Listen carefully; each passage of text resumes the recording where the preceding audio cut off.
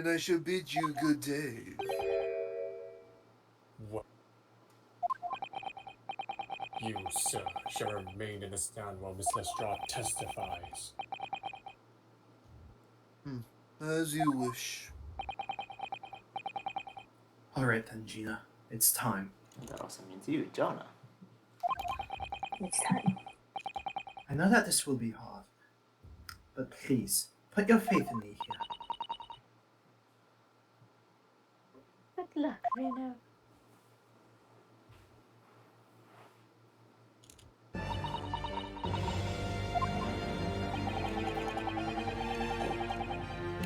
The articles that Mr. McGill had lost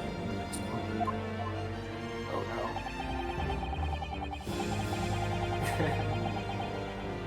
Gina has broken history.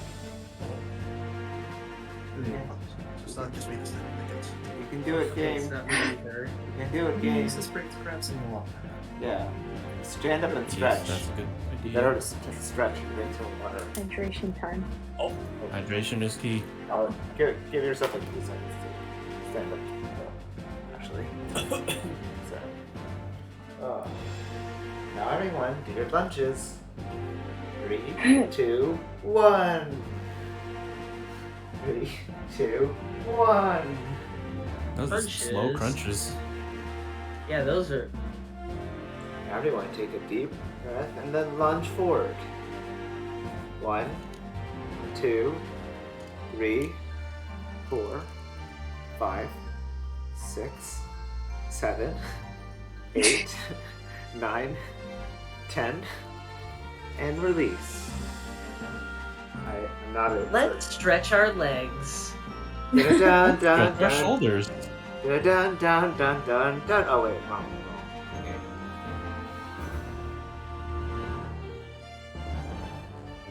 Ah. That's a little too far. Oh no, it's frozen again. Game. I've returned late. I lied. Yeah, no, we've been stretching. And the game crashed? It's like frozen. And it's not frozen anymore. No, he is blinking. if you're good, please blink. Just please blink, Rudo. Please blink. Well. You're being held hostage. Oh shit, guys. Oh no, oh no. Oh no, Sam.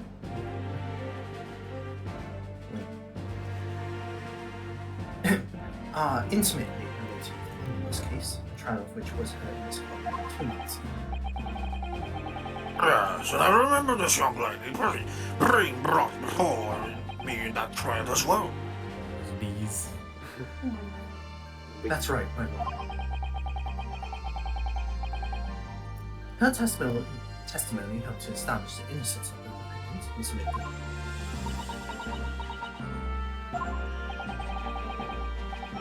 The arm of this case was intriguing to say the least. And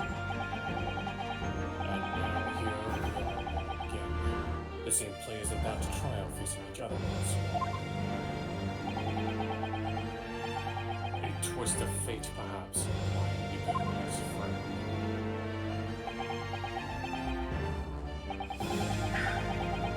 Allow me to recap the events in 2 months. An old brickmaker was stabbed to death when he was running along unlit winter streets.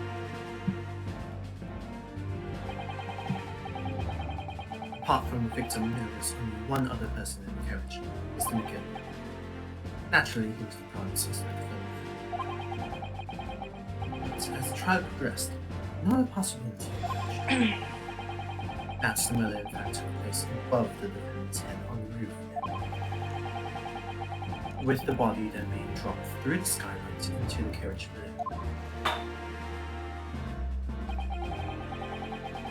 It was Mrs. Strahd whose testimony brought that possibility to light.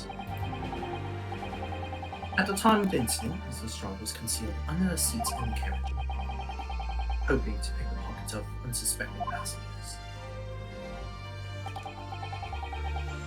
Then, immediately after the trial, having been acquitted of the murder,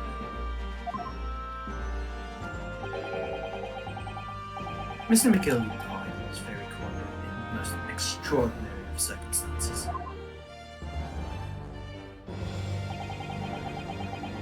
A mystery that remains unsolved even now, 2 months ago. As indeed does the Miss Mullins. And as it may, I recall neither the death nor the small block being mentioned in the course of those proceedings. Mr. Shaw,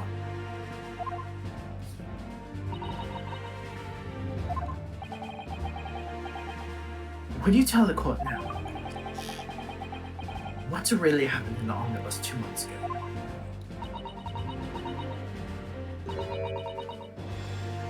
I don't know what you mean. I already said all of what I know. And what about everything you told us yesterday from inside your prison cell? Please, Mrs. Shaw, this is extremely important. But Remember, little girl. If it transpires that you willfully withheld information you tried 2 months ago, the Home Office will seek to prosecute you for perjury. And naturally, you will lose credibility as a witness. Although, let's face facts, you have little credibility to lose.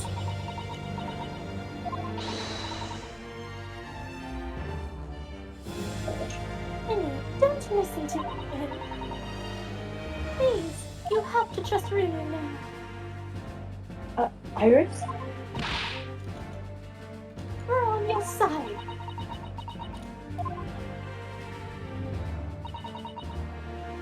Alright then. I'll talk. It's the right choice, Judah.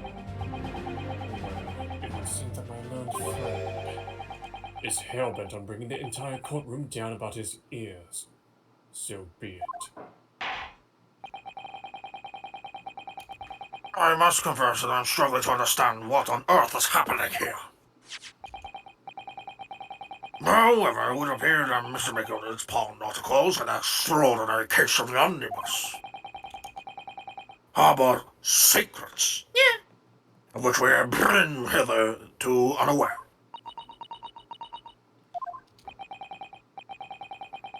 Oh, Mr. Rod, you will now give your testimony before the court about the events of 2 months ago. You will reveal the truth, commodity sorely lacking your original statements. This is it, and everything's going to come out. Like Von Ziek said. This could bring the whole courtroom down about my ears. But as a lawyer, I'm prepared to take that risk.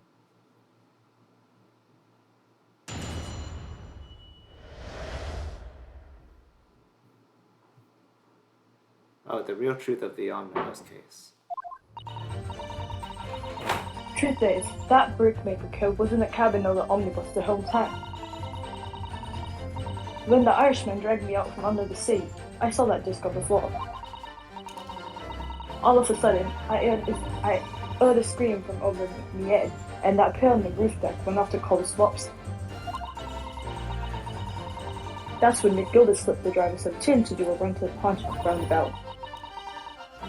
He threatened me not to snitch, not to say nothing to no one about what I seen or heard. Good grief. This is unrighteous. What you just told the court bears almost no resemblance to your testimony 2 months ago. As you say, my lord. Then there's every chance. I may have Adjudicated? adjudicated an error in McGillicuddy's trial. It sounds very much to me as if the man deliberately deceived this court. An effort to cover up the most wicked of schemes. Without doubt, your lordship is correct. A great injustice was done in this courtroom 2 months ago. the actions of the accused in our trial, of this witness, and of my learned friend are entirely inexcusable. I don't believe it! Oh, trial was a farce for so long. Mommy! What's this for? They want me now together! You, the lawyer, Mr. Nara Elder, the lawyer there, he didn't know nothing about it. Humbug. I don't think so. Are they really expected to believe that?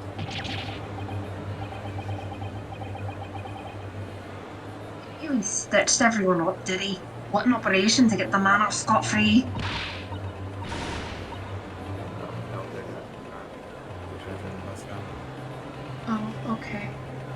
Unforgivable. Stop. The lies have to stop. Stop.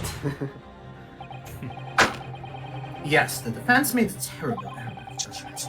I intend to take full responsibility and suffer whatever consequences are deemed appropriate. However, it's imperative that the court allows the witness to elaborate on her testimony, because the true significance of McGilda's pond articles must be brought to light. Very unlearned student friend. Given the depths of calamity you have just plunged yourself into, this may well be worth hearing. Words fail me. This situation is utterly deplorable. Mr. Naruhodo. Yes, my lord. I will decide upon your fate following the conclusion of this trial. Of course, my lord. Blimey, Mr. Nara Elder. Our counsel, proceed with the cross-examination.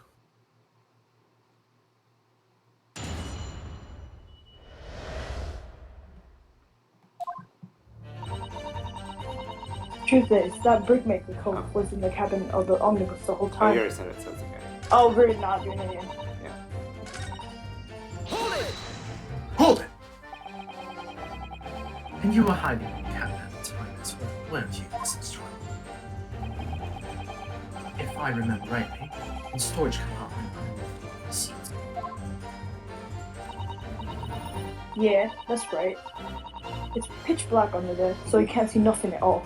Oh. Oh. What are they doing? Why are we surprised after this? Oh yeah, sure. Good idea. I know the best chips place in town. Oh, sounds good. Yeah, I love me some chips. Oh, whoops. Excuse me. Could I be invited, please? Is there something you'd like to share with the court, Inspector Gregson and Mr. Green? Something to share with the class? Inspector! Mr. Gryden! What? I mean, you trying to give me a heart attack? You have been whispering to each other for quite some time now. Tell us, what is the discussion about? Discussion? This fella? Pull the other one, sunshine. You think I've got anything to talk about with a shitty chat like this? I have nothing to say to this uncouth detective after he deprived me of that dish that was rightfully mine. But they've clearly been talking the entire time I've been cross-examining Gene. I mean, technically I would have done more audits, but then I was like, oh, I'm glad I was point this out. It's as if they've been negotiating. Negotiating. That works.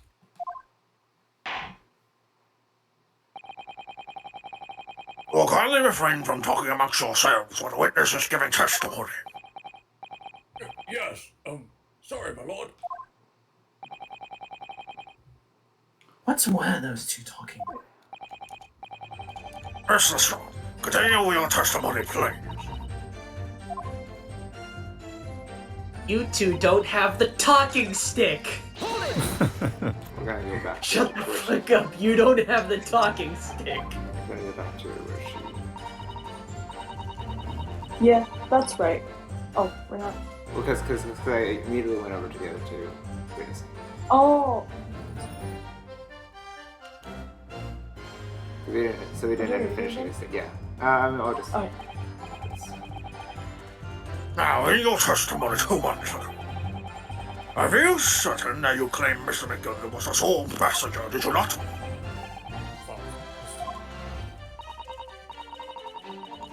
That's what you told me I had to say. But it's important that you tell us the truth now. Well, Mr. McGilvray had been a victim of acquaintances. I didn't know.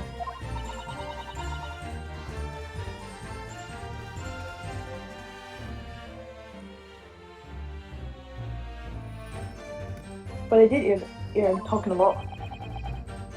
What were they talking about? Well, I couldn't hear too well, but if I had to say, I think it was about money or something. They kept talking about buying and not buying. Perhaps business dealings of some kind. The stock market. Well, anyway, they got louder and louder. It started to sound like a proper fight. I was pretty scared by then. I already dared to breathe. And then, all of a sudden, I heard a noise like someone killing us on the floor. It was a blooming loud and all. I believe you out in a bolter scream. Yeah. That's what gave me away.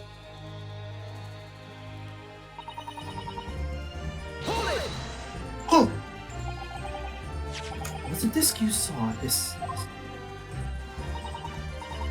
Yeah, I reckon it probably was. It was right next to the code line on the floor. Well, this discount belonged to the victim, perhaps? I don't know, but McGilda picked it up pretty smartish. And then he stopped the code with the knife in his belly up on the seat. What did he say to you at that time? He told me not to say a word about what I've seen or what I heard to no one. About the disc and all. I was dead scared.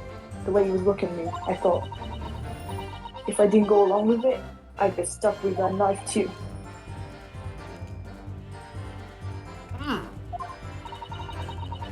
Then he started asking me loads of questions, like what my name was and where I lived and that. He asked me about being a diver too. But after a while, what had happened in the carriage was noticed. Yeah, that's right. First there was a kind of rattling noise.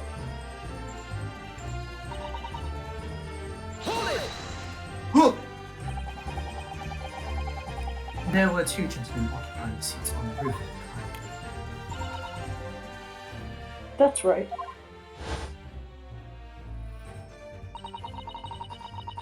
They must have looked down to the skylight and noticed the coat with the knife in his guts. When they screamed, the driver pulled out the horses and McGilda got me out of sight.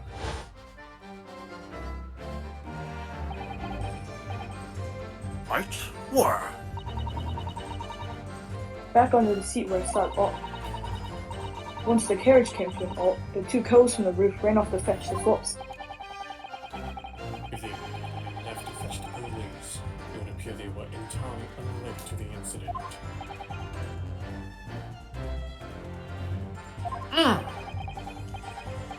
So that left McGilda, the driver, and you still at the seat. Yeah, only the driver didn't know I was there because I was under the seat. I heard the cabin door open and a voice from outside. Driver, yes. He's also testified in the trial, I believe.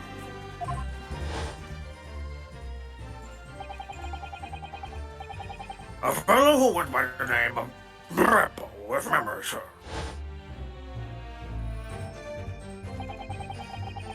What did McGilda and the driver say to each other? I don't know what happened and stuff like that mainly.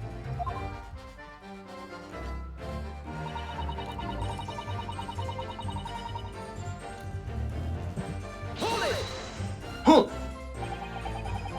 That pawn shop obviously being moved on Baker Street. Just a moment, Count. Do you mean to tell me that the driver gave false testimony in a trial as well? Perhaps the person to the pawnbroker slipped his mind when he was in the stand. Indeed, Lord Vanzix. The gilder took off his coat and gave it to the driver. He folded it up, all careful like, before handing it over. When I saw him do that, I remember thinking, that coat and it and what's in it has got to be worth a few bob. Yeah. Yes, Gina was sure that this must be worth more than Mr. Lake was suggesting, wasn't she? I remember her quibbling with him over the price that happened in her appointment. The driver looked pretty happy when the gilder flashed some brass in his face. He went running off with a lick. Then the bog trotter called me and told me to come out from the drag's cabin.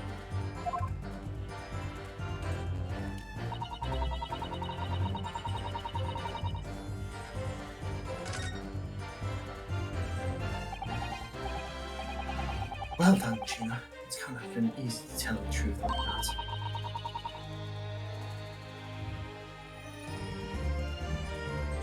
She's really put her faith in you, you know? Yes, and to think her she'll have to face a charge of perjury once his trial's over. So I need to use the time we have now to get as much information out of her as possible. It's time to really go for it. Press her on every statement.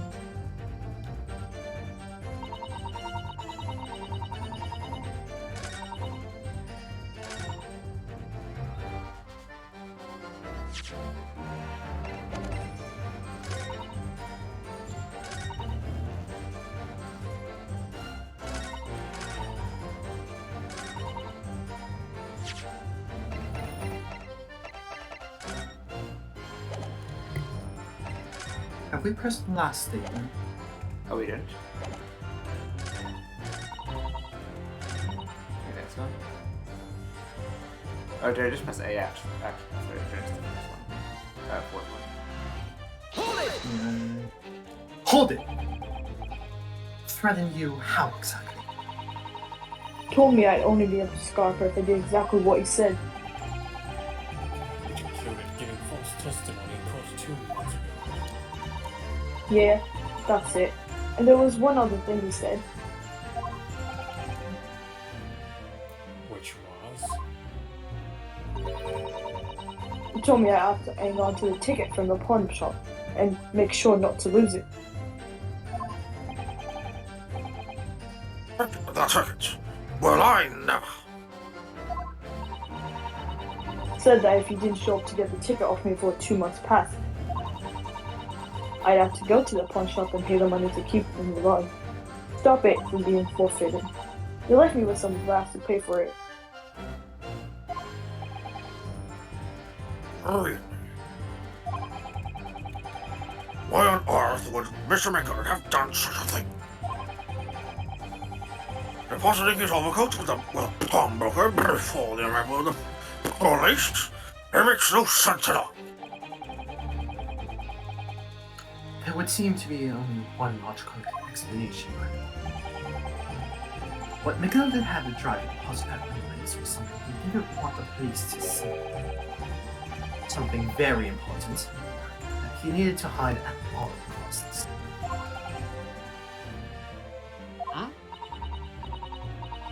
Anyway, after that, you let me go. So I legged it before the cops showed up.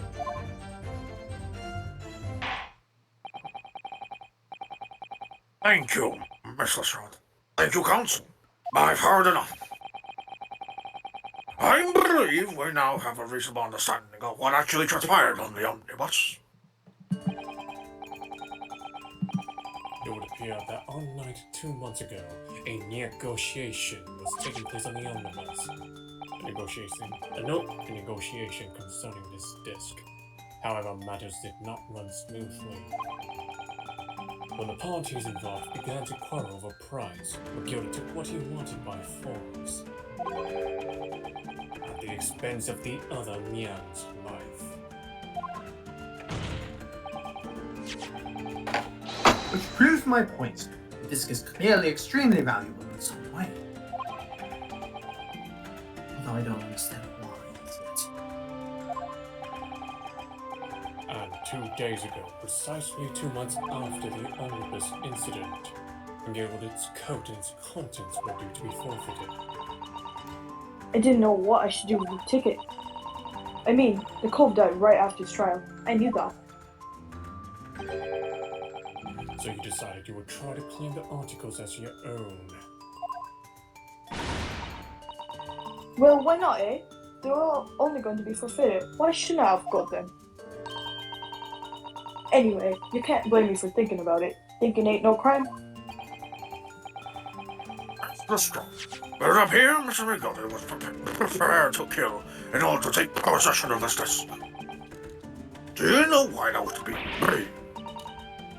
Eh? Ain't got a clue. But I reckon it must be worth a fair bit of brass. It was probably going to sell it.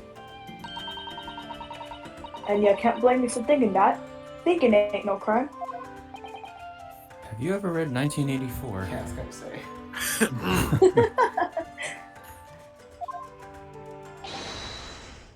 My lord!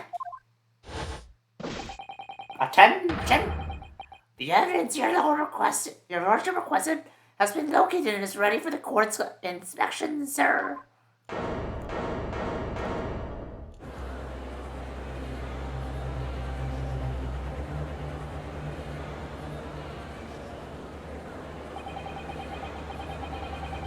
The mysterious little box. Yeah, deposited by Gilbert 2 months ago.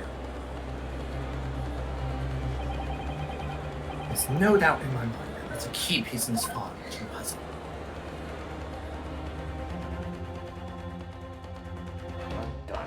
Interesting to see. Obviously, this game inspired 1984. Yes. Really? Yes, it did, actually. Because it occurred before. It retconned the entire world history to include 1984 once it got created.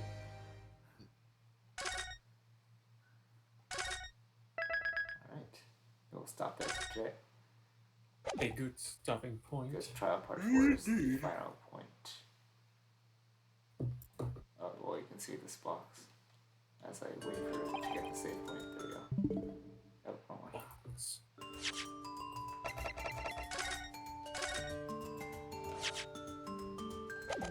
Oh, shit. No. Don't save. Yes. And trial part 4 is the last session. But it's pretty long. There's a lot of crossing. There's like 2 to 3. Well, it's nice knowing we make good progress. Yeah, it's nice that like there's only there's four different sessions for. Well, I think it would probably take 2 different sessions to do part 4. It's kind of long. But by the way, on Thursday, some of my friends want to go see Dune, but we can't find a good time that kind of gets in the way of me coming here somewhat on time for Ace Attorney. We can do a short session, but it would kind of start at probably 10 or so. Or That's 10? Or we can, or we just, next week we start. Next week we do again. So we wait until next week. I don't know. How do people feel? Do you expect this to be the last part of the case? So it's the last part of the case. I would think it's going to be 2 sessions. Looking at the. Yeah, it's a kind of long one, so maybe It's it'd be very better to do it continuously. For the effect, maybe. Did I say it again? Like, since it's kind of long, maybe a short session wouldn't be the best. I mean, I don't think I want to do it in one whole. I think Yeah. I would like it to be 2 sessions because I don't want it to be like so long that it just tires people out. Because I mean, we're going. This is also finished. Like, this will also finish the game, the first game. I don't know. I guess we could take a small break if we really wanted to, and then next week we go again and then finish it at the end of next week. Sounds good. Yeah, because then Monday, Thursday we'll finish off. And then on to game 2. Yes, on to game 2. I'm very excited. That's good.